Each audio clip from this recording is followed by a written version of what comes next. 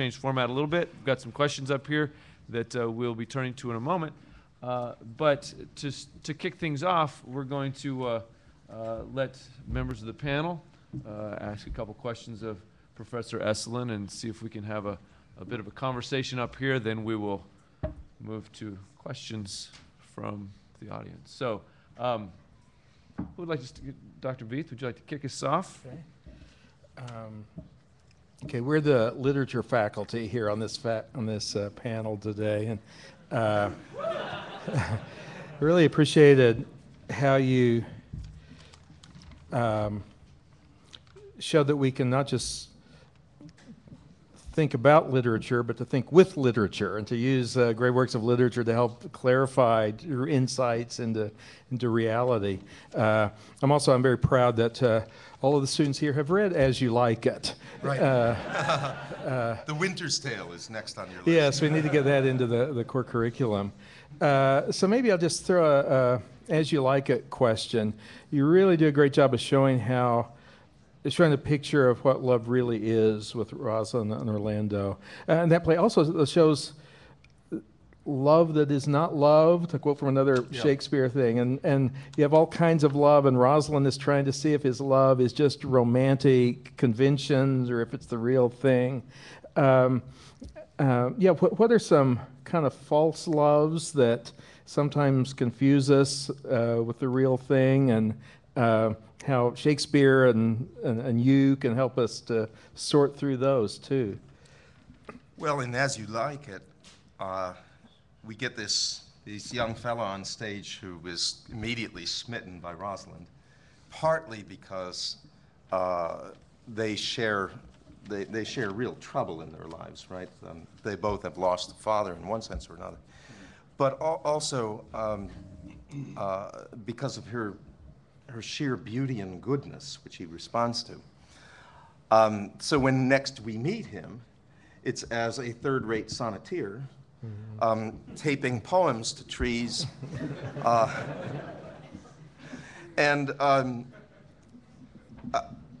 It's funny because Rosalind's reaction to the poems is sort of double. On the one hand, she knows these are not very good poems, and says, I can't remember the line exactly. Oh, courteous pulpiteer, how could you have gone on so long and not even ask your congregation, please bear with me for a while? And yet, she's enthralled by them too. And when Touchstone starts to make fun of the poetry, she teasing her, she tells him, be quiet now, be quiet. In some sense, she responds to this well. It's a wonderful thing. It's silly, though. And unless I can be really sure that this love goes deeper than taping sonnets to trees, I really can't marry him, but I'm going to check him out here, okay? So sometimes... She also tries to cure him of love by acting like a man pretending to be Rosalind and trying to make his life as miserable as he can. A girl pretending to be a boy, pretending to be a girl. Yes. Shakespeare must have had a couple of geniuses among the 12-year-old boys of London to play Rosalind and Juliet and all these. So she in part tries to get him to deepen his vision of love by distancing him from the mere superficial sonneteer sort of thing. On the other hand, that same Rosalind can't get enough of talking about Orlando so that she bores Celia, right? And says, oh, my love is as deep as the Bay of Portugal. It cannot be fathomed, it cannot be sounded. There's a playful engagement with that infatuation. It seems to me not simple rejection of it, but engagement and desire to deepen. What you were saying.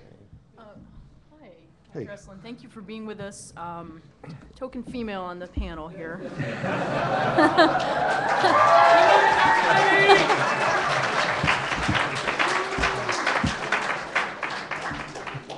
I really appreciated the passage that you selected from The Winter's Tale. I think that's one of those hidden gems in Shakespeare. Just beautiful, beautiful poetry. I'm wondering, this is kind of a two-parter. I'm racking my brain to come up with some other examples in Shakespeare, in literature, of men and women, male and female characters, knowing one another, appreciating the mystery of one another in a setting where there's no possibility of romantic union.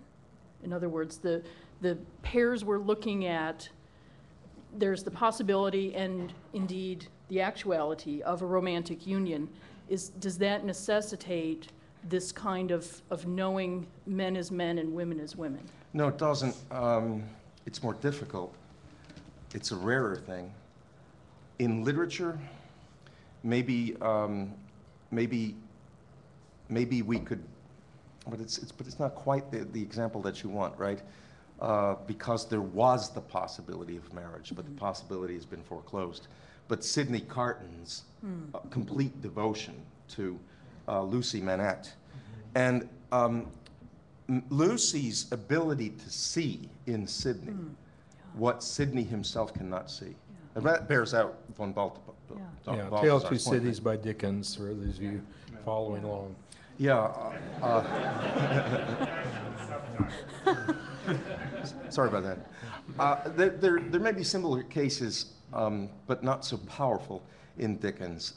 For instance, the admiration that various people have for Esther Summerson in Bleak House, including the admiration of Mr. Jarndyce, who does actually propose to her, but then makes it so that Esther will actually marry the man that she really does love.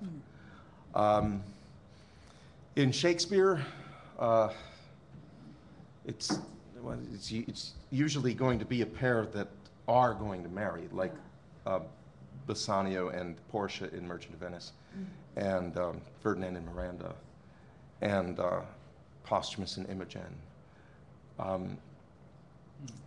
But yeah, that's an interesting question. No, it's not necessary. It's difficult, because with men and women, there's always going to be that erotic angle to it. Yeah. It actually makes friendships between men and women trickier, but not impossible. St. Francis of Assisi apparently had such with Clare of Assisi, right? But it's a rare thing. You know, it's interesting that maybe I had some other questions, maybe we'll get to them, but jump in with this one. You know, Paul says to Timothy, the younger women as sisters with absolute purity. And in a sense, that's this big sort of scorched middle ground that Dr. Esolen was talking about. And it's interesting that Paul says two things very clearly. As sisters, that's very profound, okay? I mean, all the one another verses in the Bible apply to brother and sister relationships, whether biological or in Christ. All of you, are brothers and sisters in that profound sense. And yet, with absolute purity, okay? Without the kind of stuff the world does, and that it's much easier to just, ignore on the one hand, disengage, and that's been happening to some extent, or do what the world does. Yeah. But that's the challenge, as sisters with absolute And Paul purity. himself, now that I think of it, right? Paul himself had such relations with Prisca and Thecla, Lydia. Yeah. He had co-workers, many co-workers, close friends, no doubt, that were women, sure. More from here? Can I ask my follow-up question? Yeah, sure. It's sort of related. It's a question that my group discussed and decided against asking. They thought it'd be a little too controversial, but I'm going to ask it.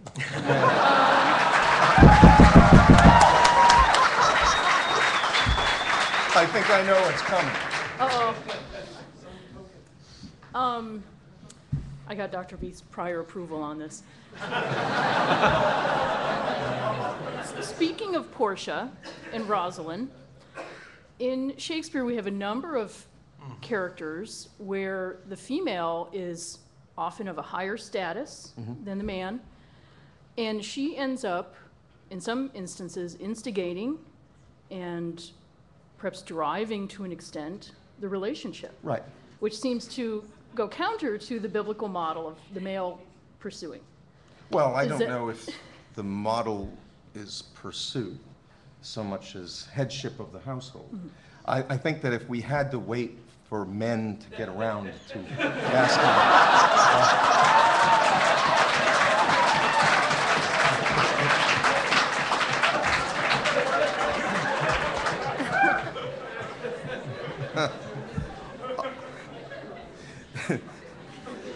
we wouldn't be here to talk about this, right? And Shakespeare understood this.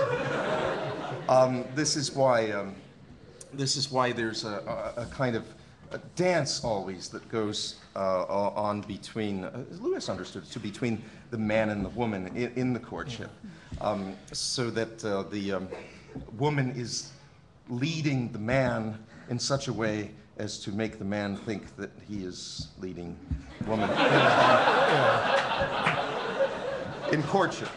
I hope none of you are listening to this, all right? There's an interesting moment in Spenser's Faerie Queen. Britomart, who has taken on male armor because she's seen in a crystal ball the face of the man that she's going to marry, and he's just altogether good looking.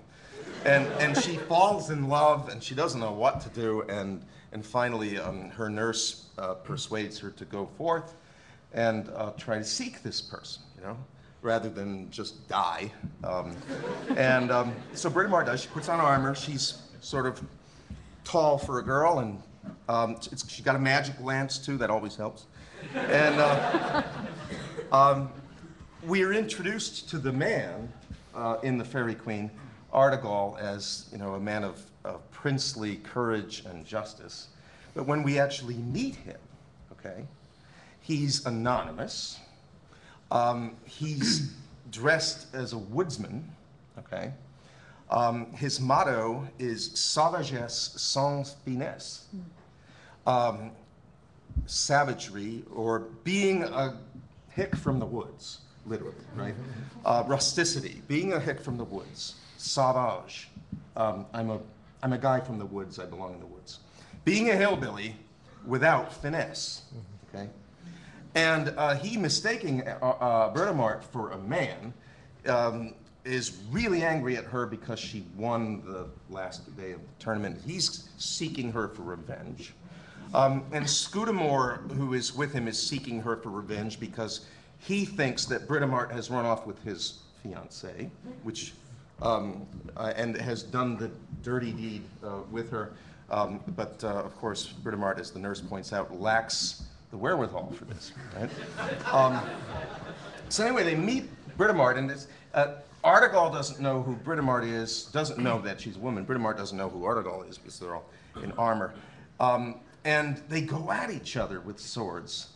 And it's clear as Spenser portrays the combat that he's ironically, half-jokingly, giving us a portrayal of a love affair, of a courtship between a man and a woman, sometimes pursuing and sometimes pursued.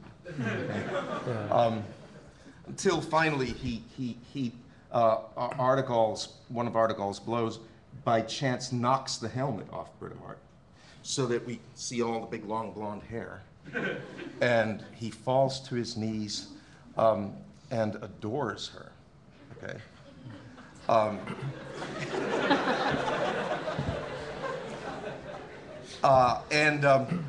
She, finding out who he is, raises the sword half in anger and puts it down and is going to scold him and then doesn't.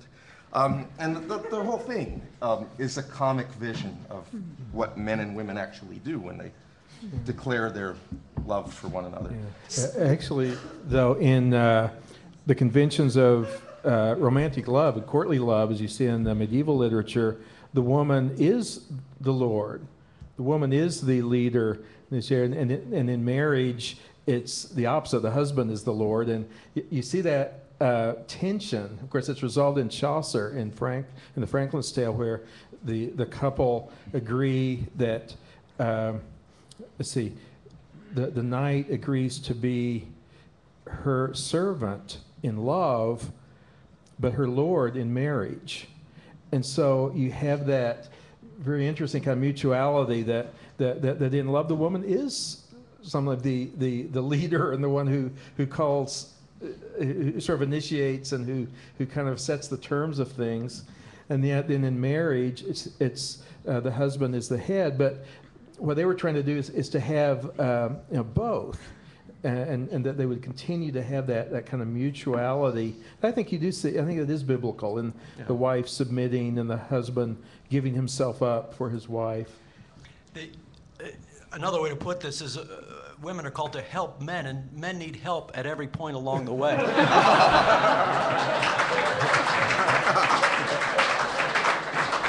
I actually have a former student of mine whose parents, the father is Irish, from Ireland. Maybe it's an Irish thing, I don't know, but they sometimes jocularly refer to one another as my lord and my lady. That's an interesting thing. They then both apply, right? Yeah.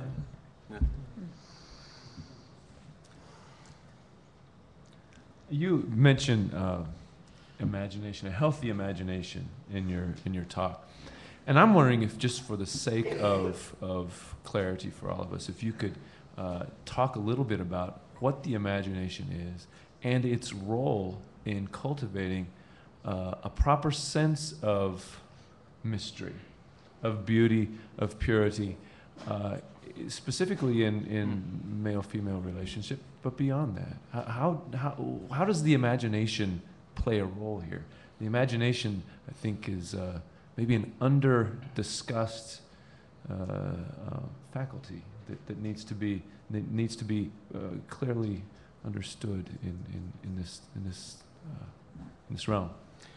Well, first, the medievals defined imagination as that faculty that allowed us to form images in our minds when the sense object, a rabbit or whatever, was not actually present.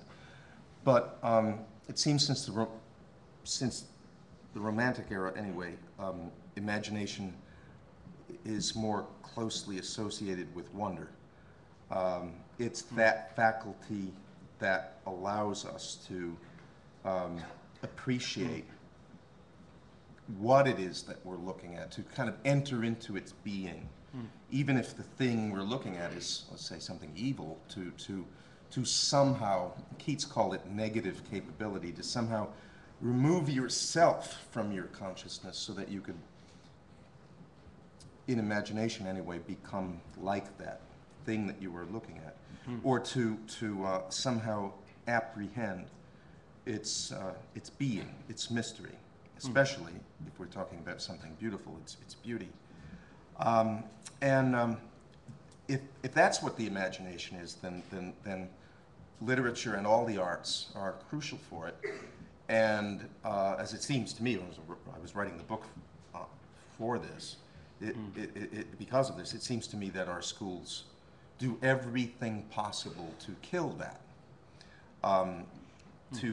Because if you don't have wonder, you don't go on the quest for wisdom to begin with.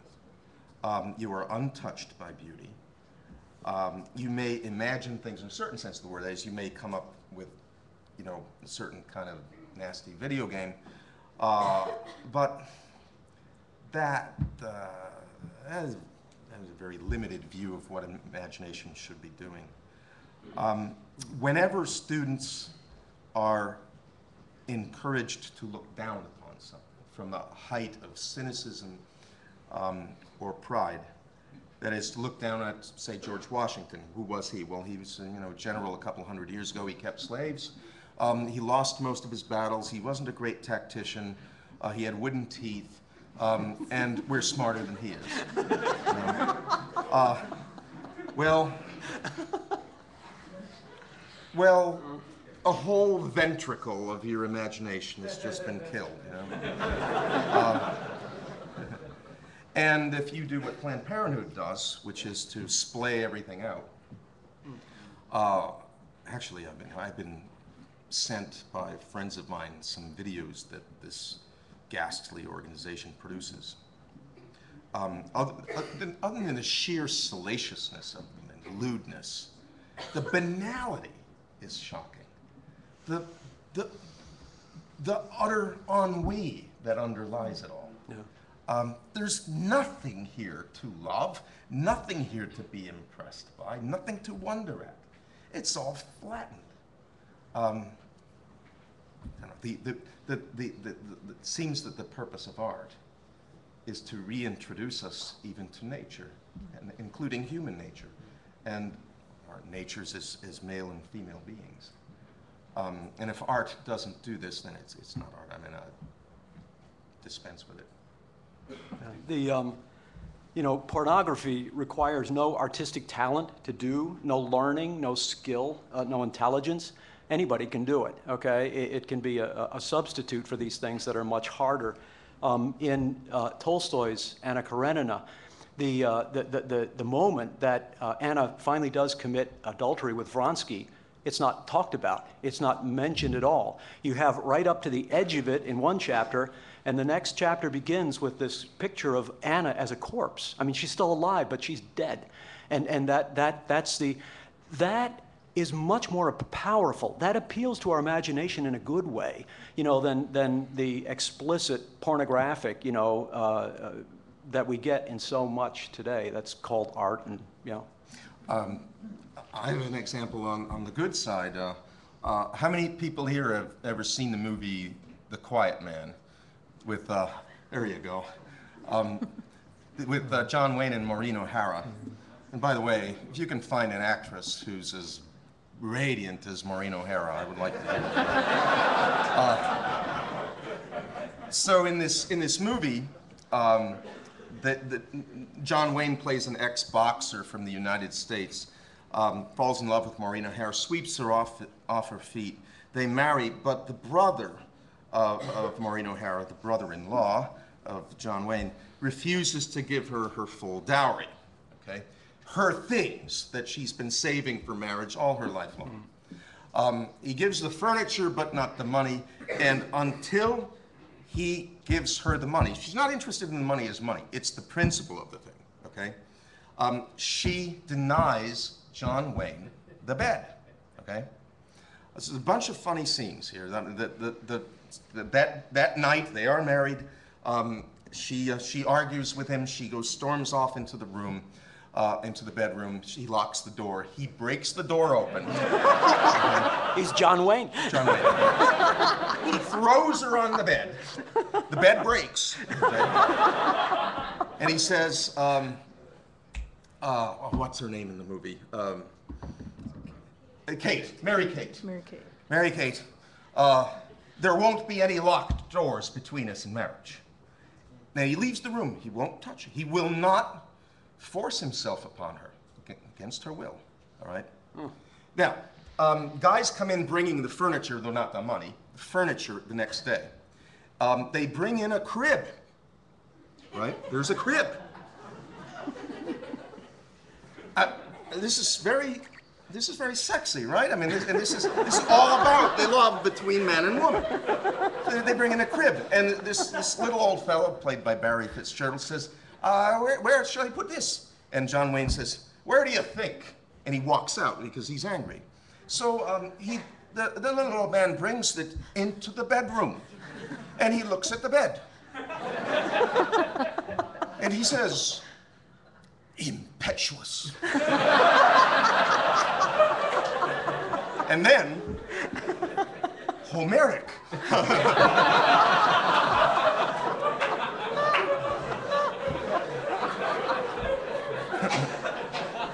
So before this all is resolved, John Wayne in one scene is out planting a garden, a kitchen garden, outside of the house, about 100 feet away from the front door. And he's planting flowers for her sake. And she comes over to you. She says, now that's a silly thing to do. Why should you be doing that? Planting flowers, what good are they? You should be planting potatoes, right? And he says, and this, of course, none of the little kids in the audience would get, or children. She backs away. When they are reconciled, okay, at the end of the movie, everything is fine now. The last scene, while the credits are coming, the last scene is of John Wayne in that same kitchen garden. And Maureen O'Hara comes up to him, and she smiles, and she whispers into his ear. And he leaves down the trowel, and they go hand in hand and walk towards the front door of their house. Okay? We know what they're going to do. And that's utterly spectacular, right? It's so beautiful. Yeah. And it's so powerful because we don't need to watch. I mean, there it is right there. Yeah. Hand in hand, going off to the house. Great movie, by the way. So you seem to be suggesting that imagination is what it is in its most healthy form when there is both a revealing and a veiling. Yes, yes. Yeah, because the attitude of wonder does not want to strip something naked. The attitude of wonder wants to behold something. When you behold something, you hold it at somewhat of a distance, right? You don't say, I'm going to grasp that thing and take it apart to find out everything useful about it that I can find. You look at it as outside yourself and worthy of your reverence, your veneration. And then, because of that attitude of wonder, you know more. You enter more deeply into that object of knowledge than would the Baconian or Cartesian disentangler, right? So it is both unveiled and veiled at the same time. And this will always be our experience with God in paradise, right? Mark, just Yeah. a little comment. You know, this struck me as I was listening to Dr. Esselin's talk earlier today. The world always reduces. It always chops down to size because, in a sense, it's in charge or wants to be in charge, okay? And whereas with God, there's always mystery and there's always more. And this honors God because he's the infinite creator. You know, it's always going to be. We're never going to get it all. You know, there's always going to be that aura, that mystery, that wonder. And since we are made in the image and likeness of God, something of that applies to us too. So that you can never come to an end of knowing the beloved. Yeah. Even a human being beloved. That's a wonderful thing. We wouldn't want it any other way. I was struck by your discussion of reductionism, reducing everything to a system, trying to exercise power over things as a sign of kind of the modern life. Also, by your comments at the end after your lecture, it occurred to me that sometimes I was getting an uncomfortable sense of recognition that a lot of what you said also applies to us Christians and to how Christians think about sex and marriage and such. And I mean, that a lot of what the message that Christian young people get is don't have sex before marriage because you'll get a terrible disease. And again, in a way, that's as reductionistic on the other hand as reducing sex in the way that the world does. Secondly, when you're describing how today people don't, young people out at Yale and other places, it's very hard for men and women to know each other because sex is hanging over everything, so they can't just go bowling or go out to see a movie because they think it all has to lead to sex. So they just hang out in packs, but never have that individual relation. And then it occurred to me that actually Christian kids, including here too, tend to hang out in packs. It's very hard for men and women to get to know each other sometimes, and they don't go bowling or do casual things because they think it'll lead. it has to lead to marriage all the time. So it's almost a mirror image of the world. It's reversed like a mirror image. It's a lot better than the world. It's reversed, but still, it's in those same categories. And I think what you did was to try to help us to really imagine the real vision of what God intends in the relation between men and women, what real love is, what real marriage entails. But there's got to be, we were talking about this at lunch, there's got to be rediscovery of those secondary and tertiary virtues, right? We're not talking here about married love, married chastity, but about things maybe several notches below that. The virtue of being able to have fun. And I was reminded of the old Middle English word silly, which was already teetering between two definitions, one foolish and the other blessed or innocent. Like the German word selig, it's the same word. When everything is portentous and of great moment, I mean, it's hard just to have silly. But, you know, doing a dumb and otherwise unimportant thing, but an enjoyable thing, and a way in which boys and girls can kind of get to know one another other than in a pack, like to go bowling and then have a burger. That's out now, okay? I guess what you're telling me here is that here it's, oh my gosh, if I go bowling with her and have a hamburger, we're going to get married.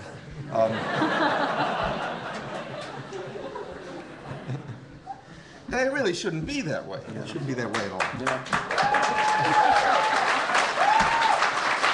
I don't know who's clapping harder, the boys or the girls here. I bet you the girls are clapping harder.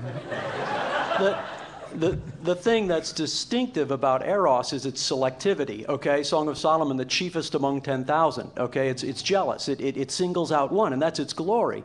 But in a certain sense, that should help us here practically, because, you know, if you're talking about friends and sisters or brothers, you shouldn't have a special brother or a special sister in that sense. I mean, even biologically, you know, or teachers having a special student, or, you know what I mean? That's not the way those other kinds of loves work, including agape.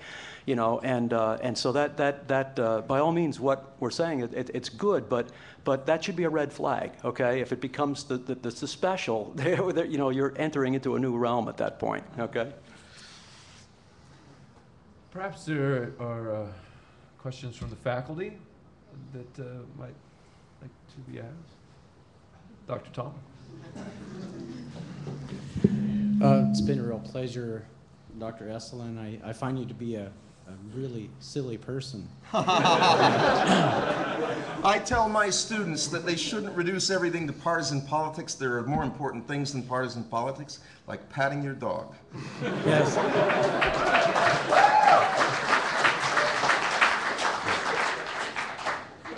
You said that it was unfortunately the case that the people who invited you to Yale really missed the point of your talk in some way because they were after.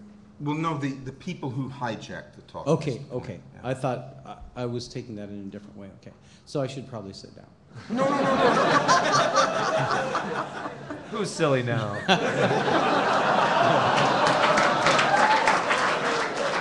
Yes, I'm blessed indeed.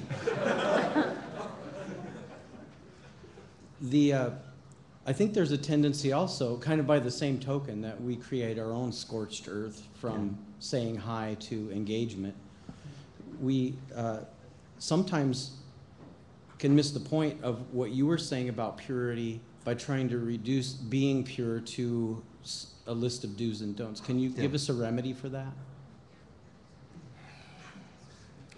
The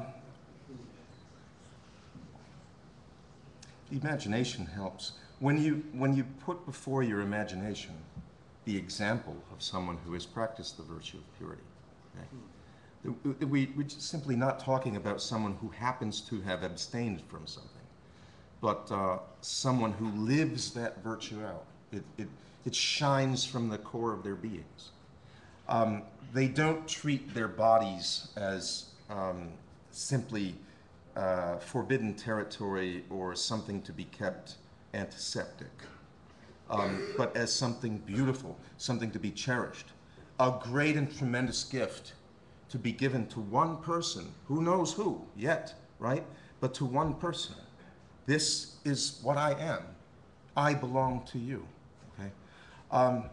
If we keep that in mind, right, then questions first of all, it becomes a lot easier to practice the relatively minor virtue of abstinence, or ancillary virtue of abstinence. Abstinence is at best a help, a handmaid for the true virtue, the full virtue, which is purity.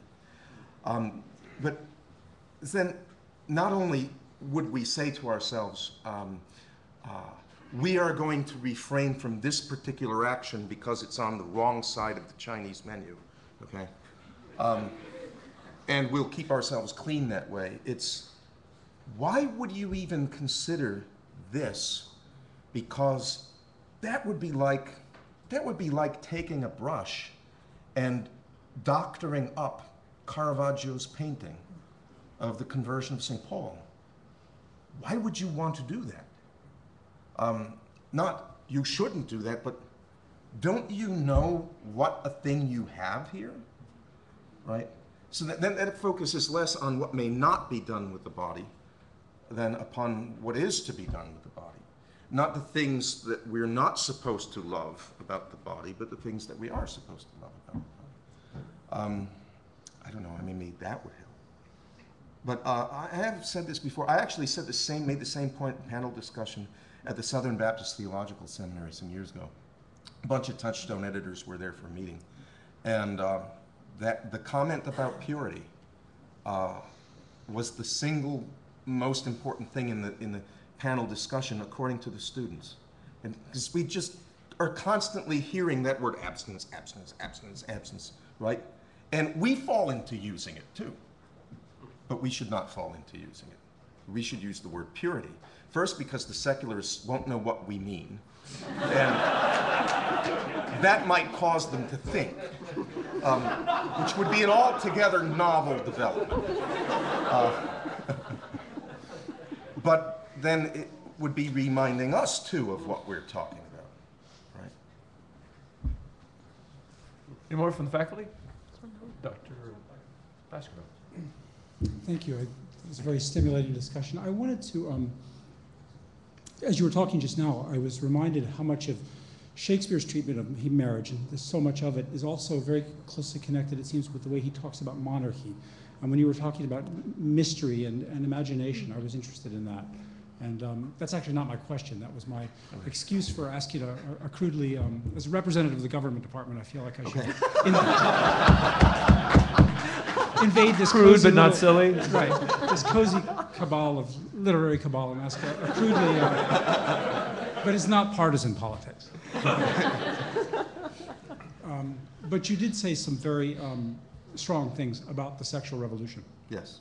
And I think they were entirely justified. And as you discovered at Yale, the sexual revolutionaries are not passive. No. It's a very active part of more than our culture. It has spread very much to our political culture as well. Right. And a few days ago, I heard one of your co-religionists at a talk in Georgetown talk about the sexual agenda as being a very strong threat, perhaps the strongest threat to religious freedom today in the world. Right. Another item that's on the agenda. And I just wondered what you would recommend about this. How would you? There's a circle here going on. Yeah. This is under attack. Our potential remedy for this, the Word of God and spreading the gospel, is itself under attack by the sexual revolution. Right. Itself. Yeah. That's an excellent question. And who let Dr. Baskerville in here, by the way?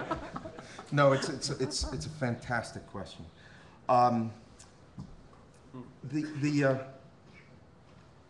The sexual revolutionaries must defend the territory that they have won, because deep down they know they're wrong.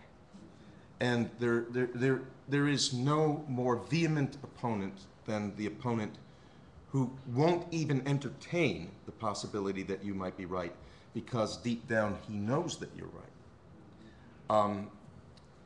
They know, for instance, they don't dare look at it, but they know it. It's impossible to ignore.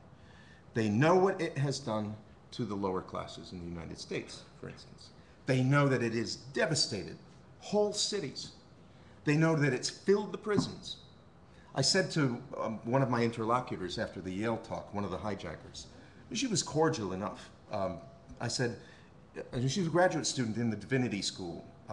I was not sure. I think she actually told me that she was an atheist, which I suppose is not a disqualifier for the Yale Divinity School. But Faculty either. yeah, no. But anyway, I said, go to a prison. She says, well, I do some chaplaincy work in prison. I said, well, start asking the men in the prison about their sexual history and about the sexual history of their families.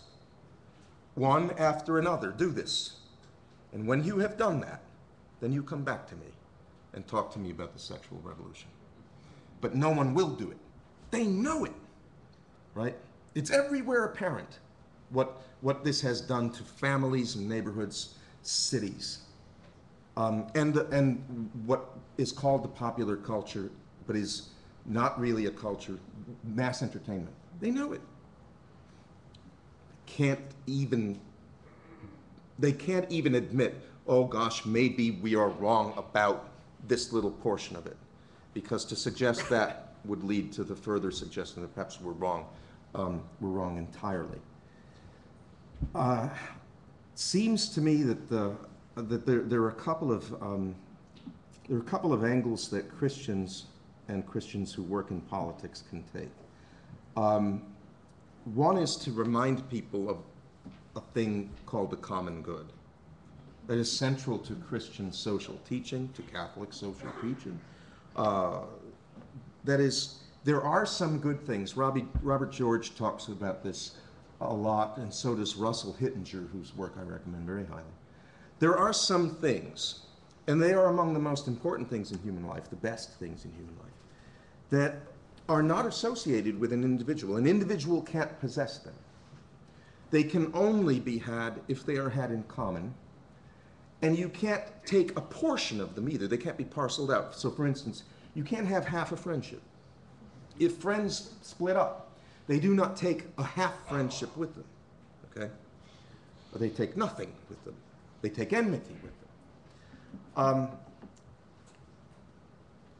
It would be great if we could persuade the libertarians who think they're conservative but aren't, and the leftists who think they are liberal but aren't, to think again about what human beings are for.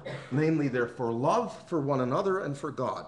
Those are the two commandments. You shall love the Lord your God with all your heart and soul and mind and strength. And the second commandment is the first commandment translated into practical moral terms. You shall love your neighbor as yourself.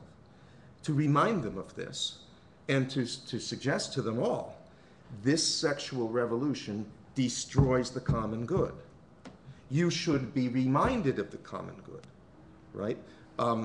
We should have healthy communities. We're not going to have healthy communities if you put transience at the heart of the most intimate human relations, okay? You're going to have transience. That's what you're going to have, and that's what you do have. You want, for instance, to assist the poor. Well, the lower classes in my grandparents' generation did not live in squalor. They had to struggle to put meat on the table, but they weren't dirty either in their persons or in their lives, okay? As my wife's grandmother put it, she had 16 children, okay? And the husband worked a backhoe. He was a manual laborer. They didn't have anything. They had a dirt floor when the younger of the kids were growing up. She said, you don't have to be rich to be clean, okay? Cleanliness is not the greatest virtue in the world, but it sort of gets us in the door a little bit. We have poorer classes now who live in squalor. And it has nothing to do with income. It has nothing to do with whether they scrub the linoleum with Clorox or anything like that. It has to do with their lives, all right? And it's the elite libertines who have visited this disaster upon the lower classes. Sexual revolution was not led by the lower classes, it was led by the elite libertines. And the elite libertines obtained some material benefit. I suggested this, I think, after the talk. They obtained some material benefit from the sexual revolution. Everybody loses by it, but the lower classes lose by it both spiritually and materially, all right? That can be brought in front of people's faces, and it's eminently demonstrable. This is not a difficult case to make. And to say, you with your mistaken libertarianism, or you with your essentially your statism, they're not liberal at all, but with your libertinism generally, you have destroyed communities, okay? You say you stand up for strong communities. You don't. Okay? You stand up for alienation, men from women, parents from children, and people from one another. That's what you have wrought, okay? And you can throw a little bit of Dante in there, but they won't have read Dante. But for your sake, I'll throw in a little bit of Dante, right? You won't be like the kid at the library book sale, about to enter the most prestigious college in Eastern Canada, said to me, "I'm sorry, I don't mean any disrespect, but I've never heard of your favorite poet." I've never heard of Dante. Dante understood that sins against God don't have to wait to be sins against fellow man, right? All sins violate the communion that we should have with God and with one another, okay? And all love unites us with God and with one another. So the worst of sinners are these traitors at the bottom of hell, encased in ice. That's an image of an alienated world. One of the traitors refers to a guy who's ahead of him a little ways, simply as this guy, this man whose head is in my way to block my sight. And that's all. There is no human communion at all, right? In fact, there are only two pairs of traitors that we meet who even touch each other, but the touch is meant as torment, okay? Ugolino was gnawing at the brains of Archbishop Ruggieri and the two brothers of Mangona who killed one another, butting head to head. That image, isolated individual, isolated individual, isolated individual, isolated individual, that's where sin goes. And it doesn't matter which sin you pick. Avarice, that'll take you there. Wrath, that'll take you there. Lust will take you there too. It might have some nice flowers at the beginning of the trip, but it takes you to the same place. I tried to say this at Yale. They didn't know what I was talking about. Maybe arguments from the common good and shame them into owning up to what they've done to other people with their libertinism. In The Great Divorce, of course, Lewis pictures hell as an ever-expanding city. Yeah. Because everybody wants their space. Everybody wants to be away from everybody else. Yeah, and that's fascinating too. He's picked up an idea from Dante. He's made it his own, and it's just amazing. And it's being played out in real life. The New York Times ran a piece 2 or 3 weeks ago that was showing that more people today, more adults, are living alone than ever before. And it seems that if they have the wherewithal, that is the financial ability to do so, people are choosing to live by themselves. Which bye-bye community, bye-bye culture. I noticed something some years ago teaching Renaissance or teaching medieval literature. I noticed a lack. That is, I don't find in medieval literature references to loneliness. They're not there. A few days ago, I looked up in the Oxford English Dictionary. I was, interested. When does that word first appear in the English language? Well, lonely or lonesome, words like that appear around the Renaissance in the 16th century. Before that, that word doesn't exist. Now, maybe there's some word that I'm missing that did exist, but it seems to me that the medieval authors, they had such a vibrant community life. You don't get in the literature references to people who are lonely, people who are longing for some kind of human connection. is not there. The enforced alienation of hell is there, but it's strictly unnatural. So there's this wonderful scene when Dante is with Virgil, and they're climbing up Purgatory Mountain. They have not yet got to Purgatory proper. They're not sure which way to go. And it's drawing near to dusk, so they want to make good use of their time. And Dante says, well, you know, Virgil, if you don't know which way to go, there's a soul over there. He might tell us. And Dante introduces us to this soul as someone who's all alone, and looking at us quietly, okay? And he's like a lion at rest, watch and not turn his head. So we think, okay, this is an isolated individual. And that's Dante's setting us up. Because Virgil goes up to this fellow and says, can you help us up the mountain? And the man does not answer that question first, but says, who were you in life and where do you come from? And Virgil says, Mantova, and he doesn't even get to finish his sentence when this guy leaps up, says, oh Mantovano, io son sordello della tua terra. Oh, you from Mantua? We share the same country, you and I am Sordello. And he gives him a hug. Okay? He doesn't even know his name yet. You're a Mantua, I'm a Mantua too. And he leaps up. Such is the love of his native land. Dante actually suspends the narrative right there and goes on a 76-line invective against the rottenness of Italian cities. But if there was ever an example of right human love for community, it's that right there. We're not expecting it because he was alone. But he's not alone. I mean, this is the guy who loves his native land, right? Oh my God, that was a beautiful moment. Cool. Dr. Favelo, question? So before I ask this question, I want to thank you for articulating in this talk the perfect synthesis of what we're trying to do here at Patrick Henry College. We are trying to do more than just train presidents, you know, and CIA snipers or whatever. So, I mean, really, you know, we're trying to, you know, the humanity is trying to train people, a synthesis of soul and body, and you've done it perfectly, so thank you. You have made my life harder. I'm taking students to Rome next week, and I'm going to have a bunch of wistful students walking around right ahead in the clouds. You know. Go see the Caravaggios. Oh, we're all going, yeah.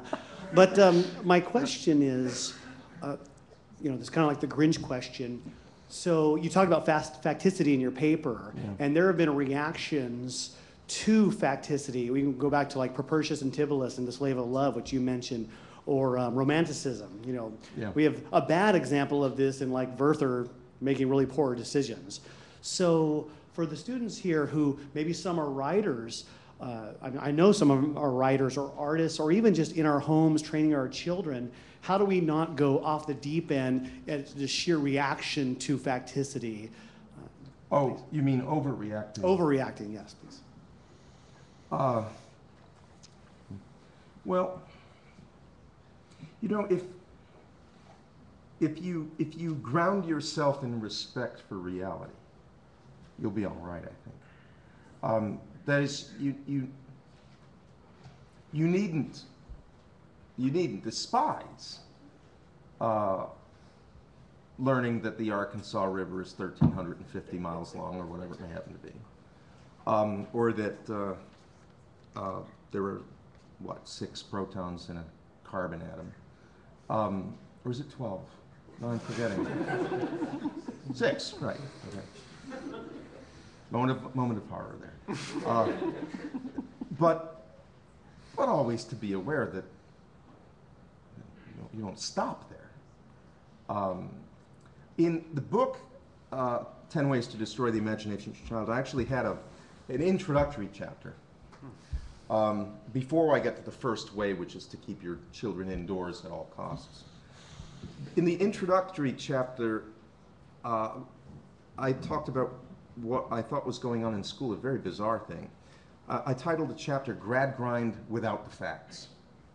The educational system that Dickens was inveighing against in his book Hard Times was just like stuffing facts into little heads as you would stuff them into cubby holes. The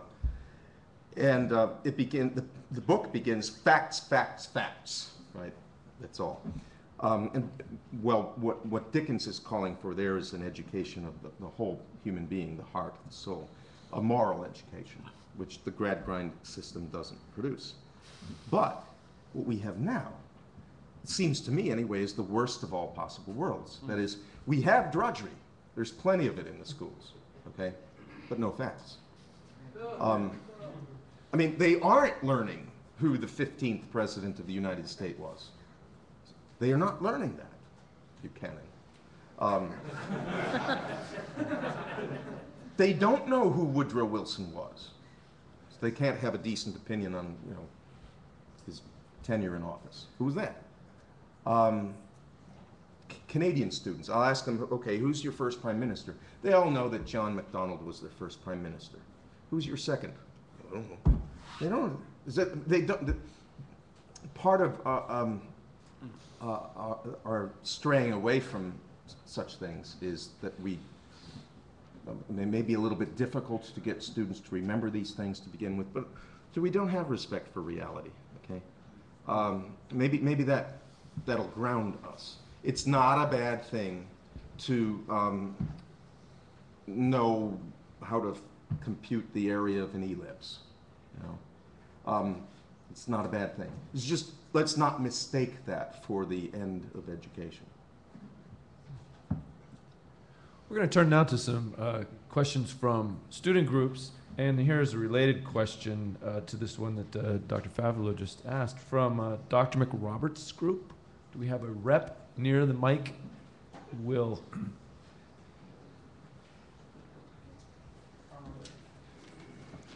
Thank you, Dr. Esolen, for being here. In your lecture, you said that science relegates beauty to parts and pieces, but traditional science did not do this, perhaps pre-Bacon. What is the place for the practical sciences in revitalizing mystery and beauty? The practical sciences? I think probably the sciences in general. The sciences in general.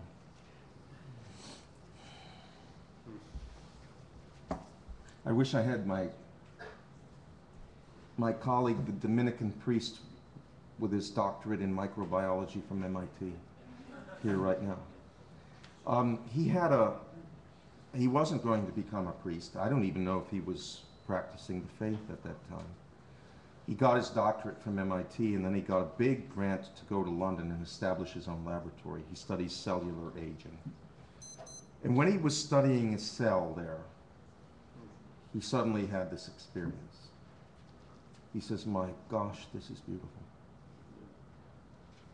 I have to devote my life to the Lord. And he told his father, and his father is a professor at the University of Manila. My friend is a Filipino.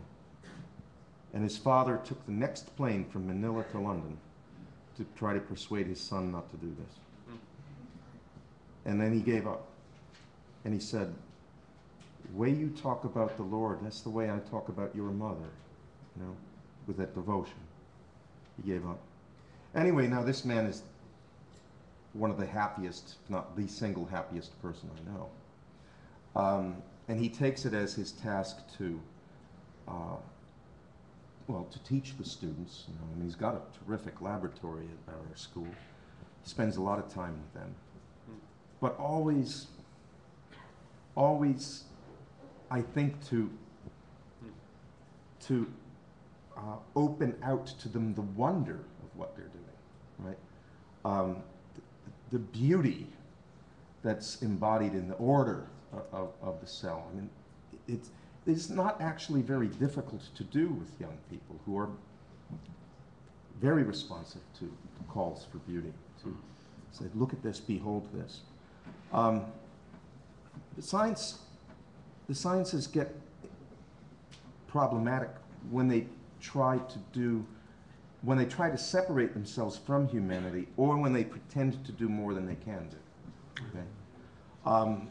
So the science may be very good at telling me how water flows through a pipe, and I'm grateful to them for that. That would be a useful thing to know if I'm building a pipeline. But don't pretend to talk to me about what human beings are for, okay? No, you don't have any special expertise in that, all right?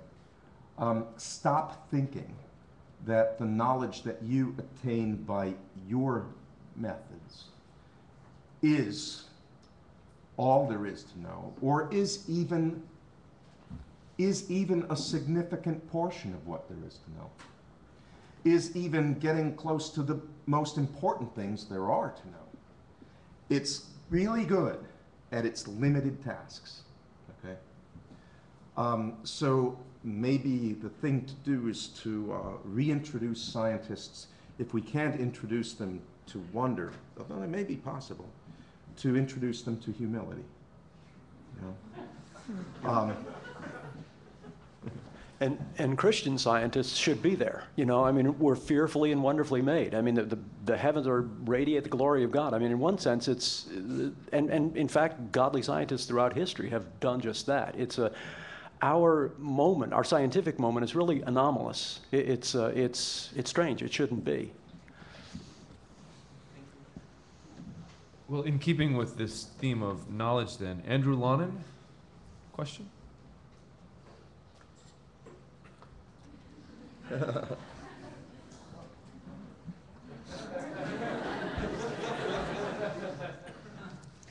This is a question that Andrew was going to ask.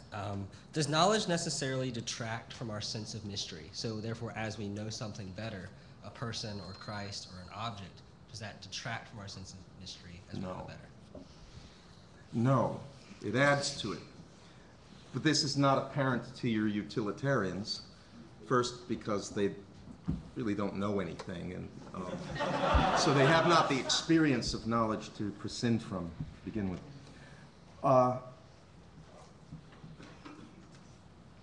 Think of someone who is involved in catechesis, right? To be taught the fundamental truths of the faith. Someone who is about to be baptized. Okay. Now that person may be struck initially by the wonder and the beauty of the faith, but his lived experience of the faith is very, very limited still. There are things he doesn't know.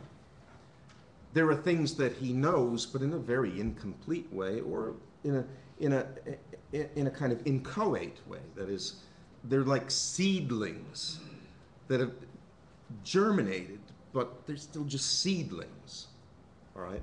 So, for instance, he knows that except you become as little children, you shall not enter the kingdom of heaven, all right? He knows that. But in another sense, he doesn't know that at all, okay?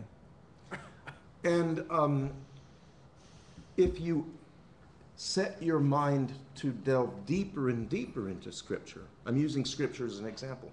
I don't think what I'm saying about Scripture does not apply to the knowledge of persons made in the image and likeness of God. And even creatures made by God, made by the hand of God. The more you meditate upon that, except you become as little children, you shall not enter the kingdom of heaven, the more amazed you should be, okay? You get to say more and more about it, but the more you say about it, the more you see in it, the more you are struck by your absolute ignorance of how much more there is to know, okay? Actually, people who are educated in any worthy field believe this, don't they? I mean, you are introduced to literature, and oh my gosh, there's so much more, there's so much more. I read Dante for the 50th time, and I say, how come I never saw that? I've read it 50 times and I haven't seen that. Always more and always, that's what Hans Urs von Balthasar is saying about our encounter with any creature. It also includes works of art and certainly persons, and absolutely God, because there can be no end to getting to know God. So you find, I think, in the most ignorant people have a loss of the sense of mystery, right? It's the wisest people, those who know the most, who say, what do I know? I'm like a little kid. Okay? So it's exactly reverse, I think. Let's go to Tom Kotnick. Question. Dr. Esolen, does Facebook serve a good purpose in helping to connect us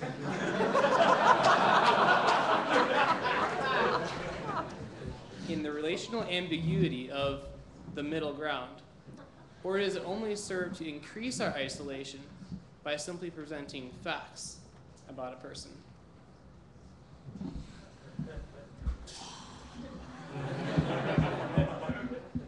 I was sitting next to a young lady in class. Our Western Civ class is taught by teams of professors. It was not my turn to lecture on Wednesday, so I was sitting with the students. And one of the young ladies was chatting with the other young lady about Lent and what she was sacrificing for Lent. And I asked her, I said, so you were talking about Lent? She smiled, she said, yeah, I'm giving up Facebook. And I said, holy cow. That's a very interesting idea. My wife uses it all the time. So she talks to people who are far away, some people who she's not ever met in the flesh. They chat very sociably and intelligently. And while she's doing that, she's not doing other things. Right? My daughter uses it to keep up with classmates who graduated. She graduated from Providence College a year and a half ago. I'm very ambivalent about it. I have an account. I find myself wasting time. Actually, I look forward to the time when everybody else is in bed so that I can go, I go and get a book. I've been going through all the plays of Shakespeare again, just for the fun of it.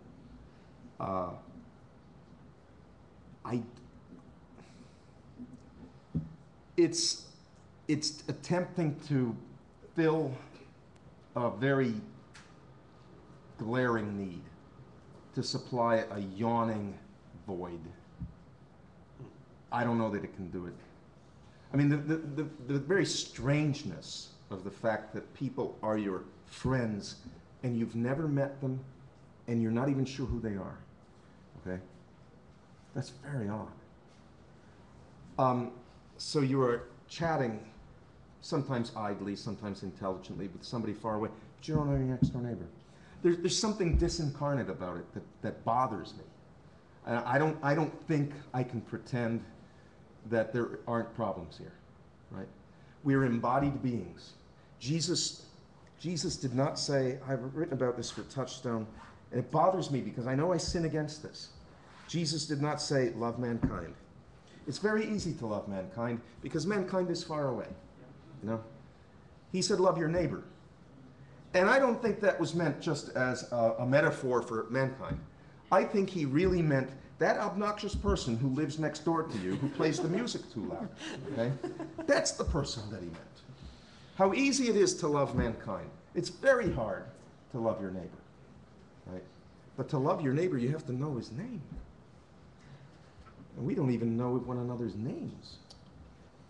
I don't see how Facebook helps here. So I'm deeply ambivalent about it.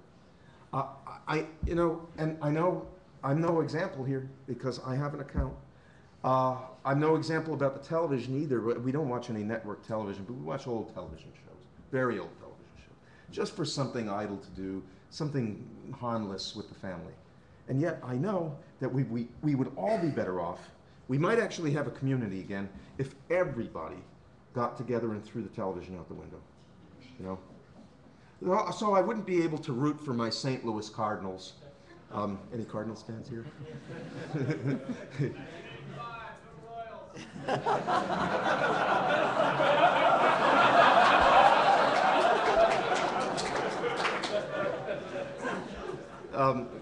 This obnoxious person.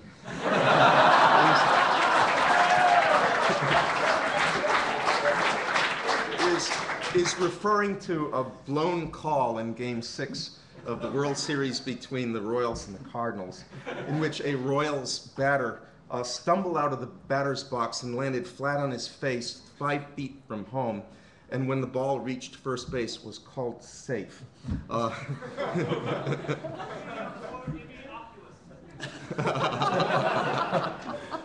Anyway, I wouldn't be able to follow the St. Louis Cardinals, but before there was television, there were baseball teams in every little town across the country. Okay? Everybody played baseball, not just kids with a pickup game, but there were semi-pro or just for the fun of it, organized ball clubs every single place in the country. Okay, so I give up that. I have to follow them from afar. But there's a heck of a lot more going on among my own people here. And I also know them. I have friends. We play pinochle or something, right? I know I can't persuade my wife of it, but we'd all be better off if we chucked the thing, you know? And not just individually, too. It may be great to get a whole town full of people to chuck it. Chuck that television out the window. And then, you know, go play cards. Go do something, you know, with one another, right? Anyway, I'm ambivalent, deeply ambivalent. I haven't heard any ambivalence here.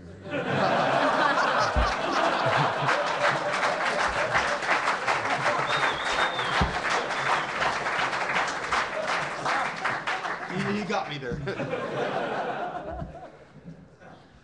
There are a lot of questions, not surprising, I suppose, dealing with male-female relationships, courting, dating, marriage, and all this. And I'm gonna just pick several. I think they'll cover. But we have one from Mrs. Reinhardt's group. Tyler. Thank you, Dr. Esolen. I appreciate you speak to us today. The question that we had, a lot of us come from a very conservative background. We are, for the most part, a homeschool student body. And our question is this, sir. The ultra-conservative response to the sexual revolution has been to use conceptions such as emotional purity or protecting the heart prior to marriage to define the time prior to the beginning of a relationship. In a sense, it's denial of all emotion before the lever has been pulled or go-ahead has been given. And those things can be talk to father, ring on finger. It varies from situation to situation. My question is, we'd like to hear your response, your thoughts on that attitude or that movement that honestly is a very recent phenomenon in the last 30 to 40 years. Keep your emotions. I guess the conception would be emotional purity. Emotional purity. Describe this for me a little bit.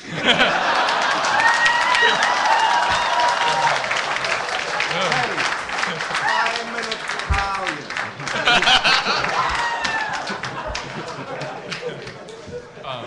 My personal feelings, that's the response that I want to ask. There's a multitude of books that have been written over the past 20 years that conceive of kind of emotional abstemiousness. In a sense, that's what they advocate, and that as soon as the young man speaks to the father speaks with the young lady. She says yes, dad approves, family approves. Go ahead is given. Heart can be then released, in a sense. It's a modern phenomenon. It is very present, and I was just wondering what your thoughts could be on that. Well, that is certainly superior to the licentiousness of the age, right? And it's certainly superior to hookup, right? That tellingly mechanical and impersonal metaphor. But I guess I'm too soft-hearted to forego falling in love, writing poetry to the beloved, admiring her beauty, finding flowers. You know, I'm told that Austrian boys, back in the days when there were boys, in Austria, used to climb the cliffs. You know, I mean, Austria has Alps, after all, to gather Edelweiss, which grew on the sides of these cliffs. to do something dangerous and bold to impress the pretty young lady to give to her. Okay? In Sweden, a young man would show his skill as an artisan, a craftsman, by building a kind of hope chest, decorating it, carving it by hand, okay, painting it by hand as a gift to the young girl that he was in love with. I don't think that abstemiousness in the emotional life is the answer. Honesty, okay, and willingness to submit to the oversight of both sets of parents and the community generally, so that you don't let an infatuation get the better of you, right? This is what happens in Verona, because the families are feuding. The boy and girl, named Romeo and Juliet, don't have proper oversight. There's nobody there to say, consistently say, hey, Romeo, let's go fishing. You gotta get out of the side of your head for at least today. I would hate to see that held up as a standard. I don't think it's livable for everybody. I don't see it's generally healthy. It's better than misery, okay?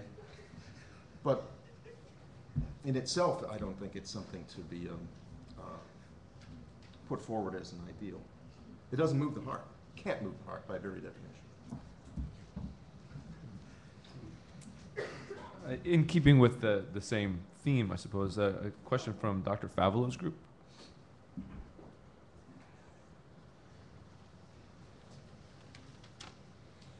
Thank you, sir.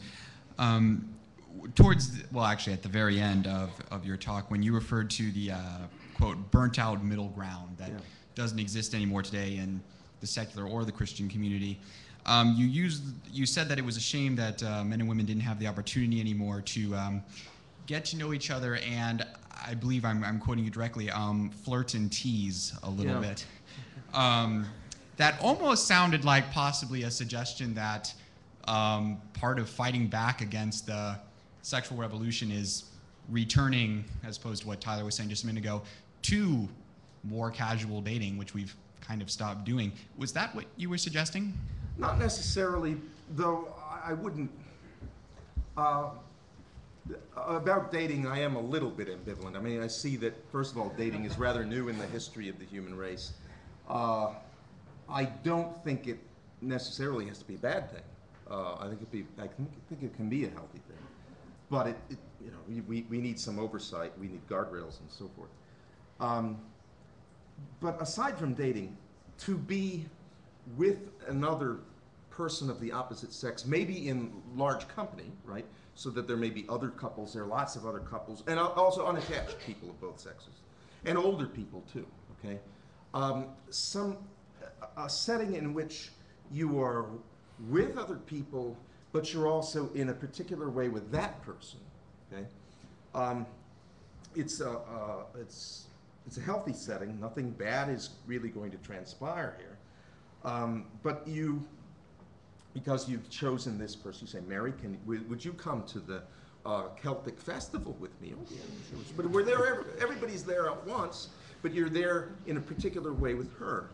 And then maybe this would be a context for speaking more particularly to that person of the opposite sex, okay? And enjoying the opportunity to explore what you are as a man, what she is as a woman, okay? It's not a pack. It's something in between. You and I are going alone somewhere, a date, okay? Something in between that and just, hey guys, let's all go together as the Celtic music. Just being indiscriminate, right? I don't know, be healthy. So there are some times when the young man and the young woman trying to figure out what the other sex is, what they are, should be more particularly focused on someone of the opposite sex, but not not in anything portentous or momentous. As for teasing, if teasing were disallowed, I frankly don't know how much left there is for young girls and boys to say to one another.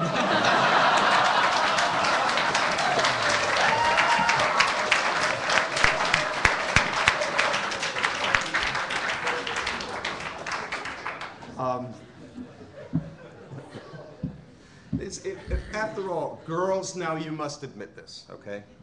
How many of you, okay, how many of you have little brothers?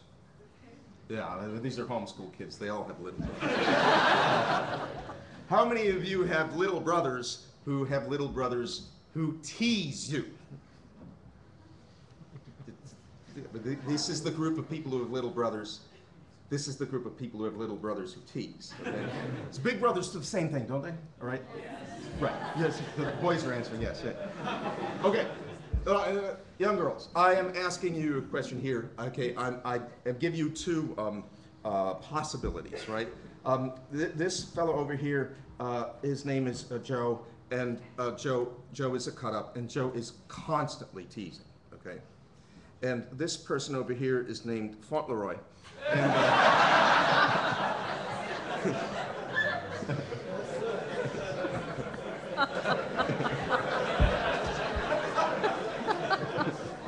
and Fauntleroy says, my dear young lady, I'm a very serious person, and I want you to know that if you have any dealings with me, perhaps if we get to know one another better, I assure you that I will never utter a word of teasing in your presence. Okay? All right, young ladies, who do you want?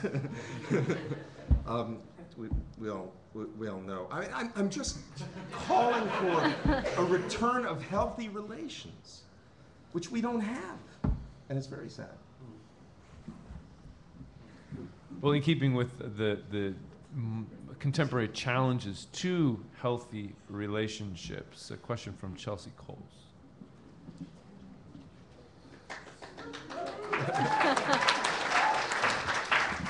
Jeez, I didn't even make up this question. But now that I'm here, I just wanted to thank you for your hopefulness. I appreciate that. For some of us, but how can we not hope, right? yeah. For some of us, the path to marriage is very difficult, so we need that. I was at birthday dinner with my family over Christmas break, and my dad looked at my mom and said, I had no idea God could pack so much into one woman. Wow. That's beautiful. Yeah. That's what we want. That's what we want, Yeah. and it's important for us to hear hope, so I'm grateful. Yeah. Okay, this is our question. What are your thoughts on the following statement?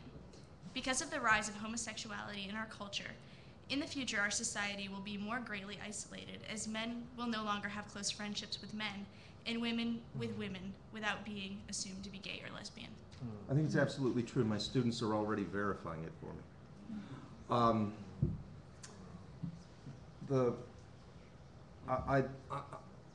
I've actually written about this. You may know, some of you may have read some things I've written about it in Touchdown magazine.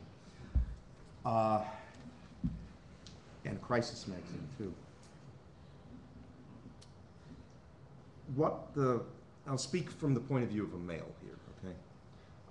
Things may be roughly the same for females, but with some changes.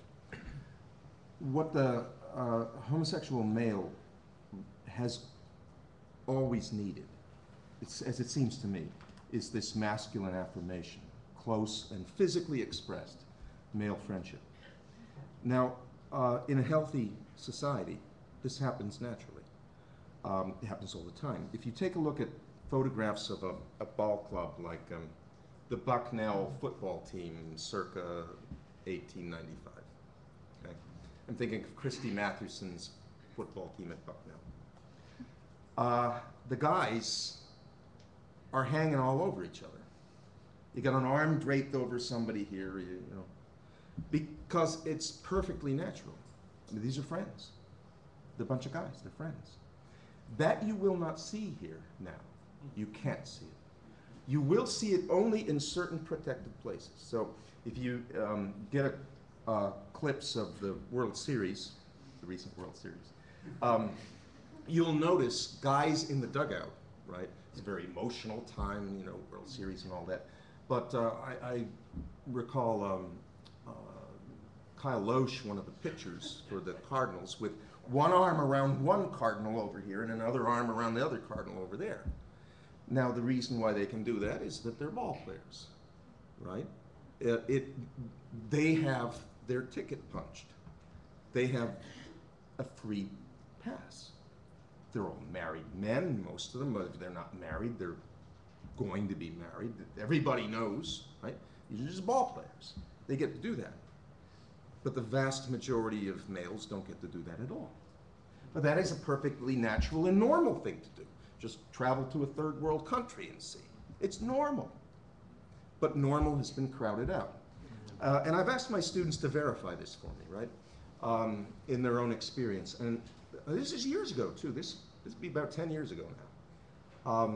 A young guy told me that when he was a teenager, he liked to play video games, and he made a friend, a Korean kid who moved over to the United States relatively recently. So they were at his house playing video games, and this Korean kid, they were about 16 years old. The Korean kid put his arm on this student of mine, on his shoulder, okay? And this student told me, I never went back to his house again, all right? I think you already see it. It pops up in very strange ways.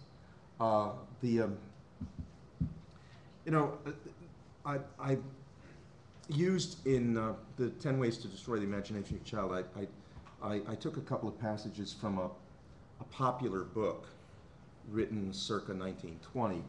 The guy had written amusing reminiscences of growing up in rural New Hampshire. And the book that I had of his was called Real Boys. And basically, he was reminiscing about all the stupid things that they did together. They threw snowballs at the preppies at Exeter. They went fishing. One day they went fishing, and one of the boys, I can't remember what had happened, he fell into some mud or something like that, and he used the occasion of having fallen in the mud to strip.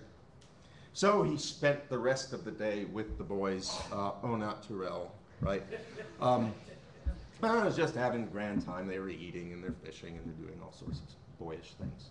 That could not happen now, all right? You can't draw near a person of the same sex in any physically expressed way, right? But it's that very thing that the homosexual male has needed all along. And he thinks that it makes him unusual. Actually, he's just like every guy who has ever lived, only with him it has become eroticized. Yeah.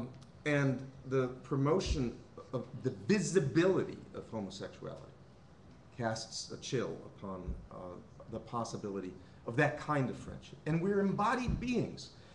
It's not supposed to be weird for us to express our affection, same-sex affection, in a physical way, right? That's not supposed to be weird.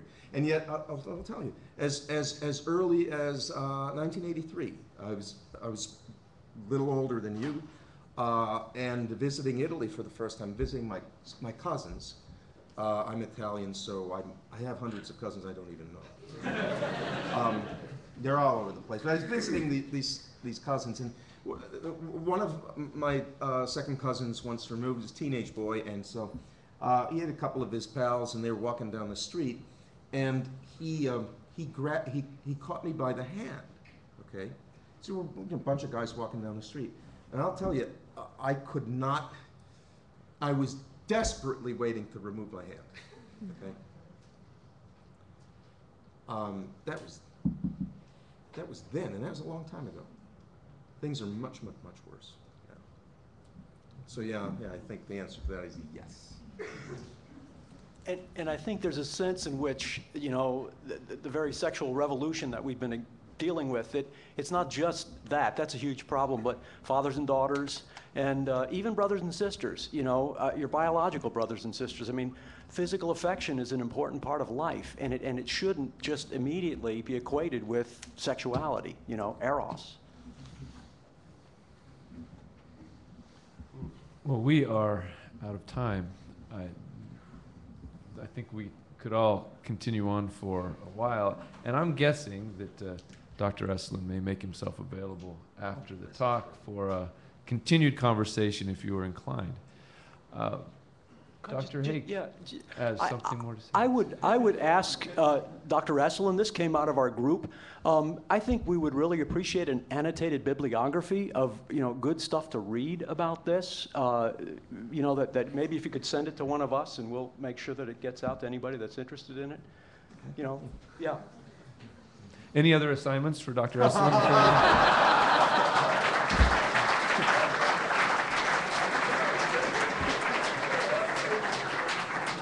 Well, let us express our gratitude again to Dr. Esolen and the panel.